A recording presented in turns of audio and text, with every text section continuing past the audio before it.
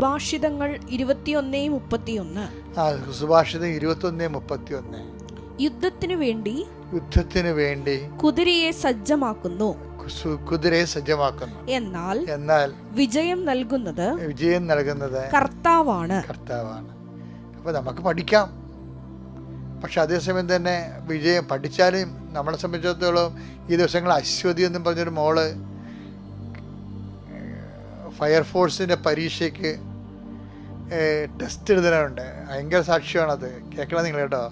അവൾ പറയണ വെച്ചാൽ 50 അടി ആഴമുള്ള ജലാശയം, 50 മീറ്റർ ഞാൻ നീന്തണം, എനിക്ക് പേടിയാണ്, ഞാൻ മുങ്ങിപ്പോകുമോ, ഞാൻ നീന്തൽ പഠിച്ചതേ ഉള്ളൂ.